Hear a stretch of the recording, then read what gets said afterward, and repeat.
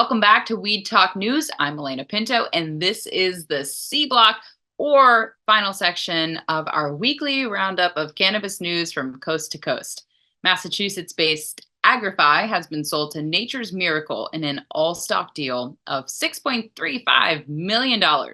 This acquisition will provide benefits for each company as Nature's Miracle gains access to Agrify's SaaS and AI technology, as well as their market share in cannabis extraction.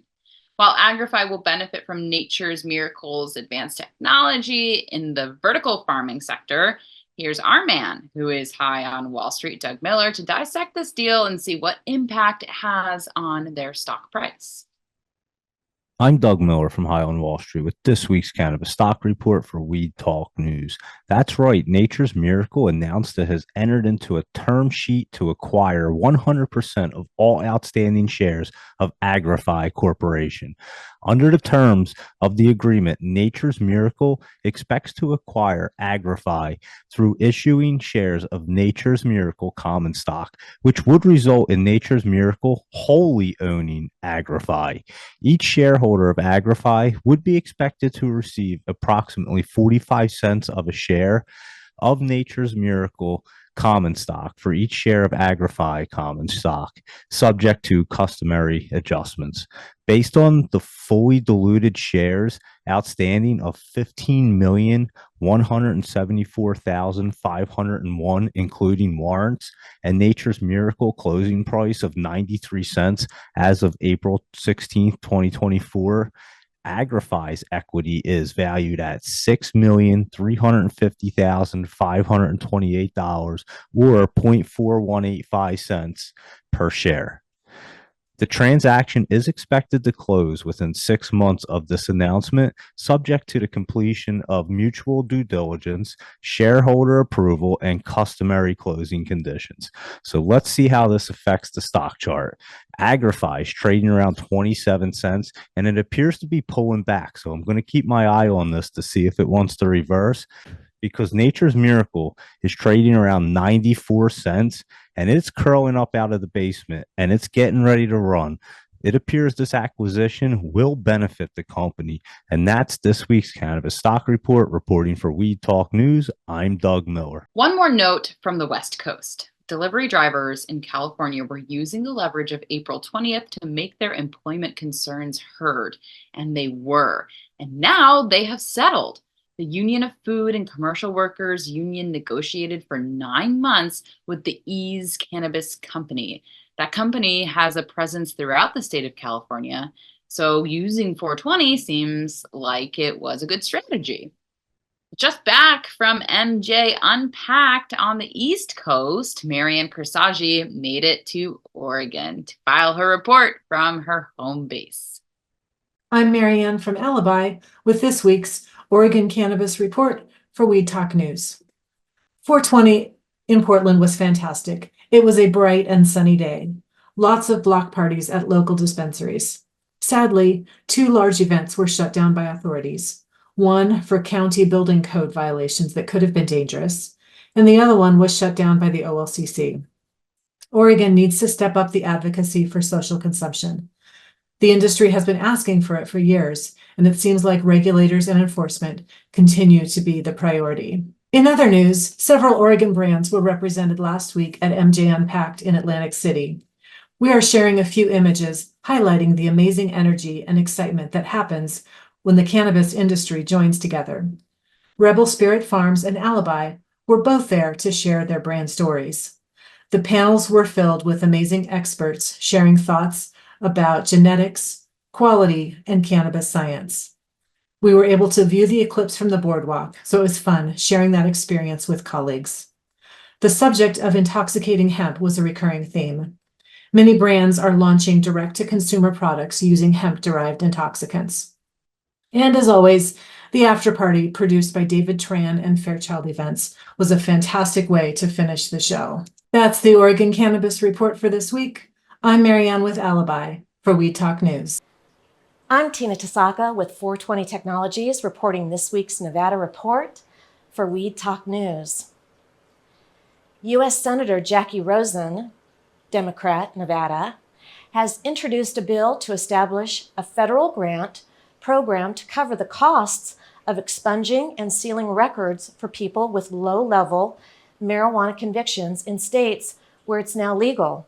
Rosen describes herself as a strong advocate for cannabis reform in Congress. It's called the Harnessing Opportunities by Pursuing Expungement Act, and it provides funding to update record-keeping technology, automate the expungement process, and also provide for various legal clinics and support. The HOPE Act was originally introduced in 2021 in the U.S. House of Representatives and then reintroduced there last year, but Senator Rosen Action is the first to introduce it in the Senate. She's currently the sole Senate sponsor. Senator Rosen said, having a record for something that is now legal in our state threatens Nevadans' ability to get a job, apply for housing, and contribute to our state's economy. That's why I'm introducing this bipartisan bill to help expunge and seal certain marijuana convictions in the states like Nevada, where it has been legalized or decriminalized. This bill authorizes $2 million a year through 2032. Rosen's bill is unique. It's extending grant eligibility to tribal entities and including some states that don't have full marijuana legalization. Last year, Governor Joe Lombardo vetoed a bill that would have simplified the process for sealing those marijuana conviction records. The HOPE Act would override that. Let's hope so. We'll continue to follow this progress, Senator Rosen. It noted the senator helped introduce the bipartisan Secure and Fair Enforcement Regulation Banking Act to ensure that legal cannabis businesses have access to banking and insurance services, and also introduced the Fair Access for Cannabis Small Business Act to ensure that legally operating cannabis businesses have equal access to small business administration resources. I'm Tina Tasaka with 420 Technology, and that's it for the 702 and Weed Talk News. And finally tonight, some thoughts about 420 and its role in the cannabis advocacy movement. It started in 1971 with a bunch of guy friends from San Rafael High School in California called the Waldos. They used to meet after school at the Louis Pasteur statue across the street to catch an after-school buzz. Well, one of them had a connection with a member of the Grateful Dead rock band, and the rest is history.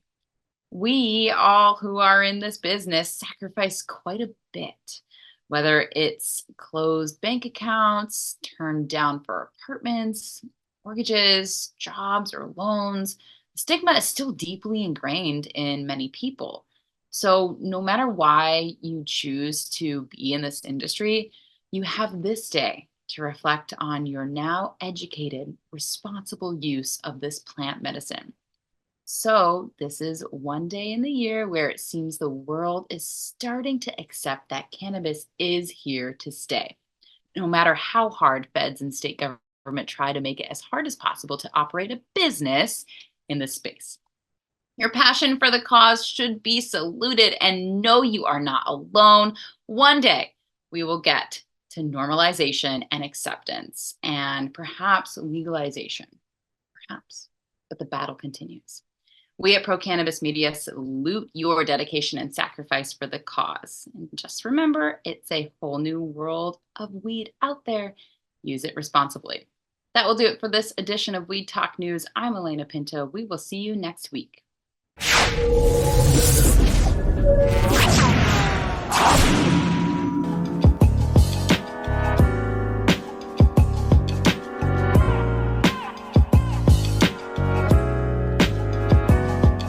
We feel like, that would be a worthy goal. That would be something that would really juice us up.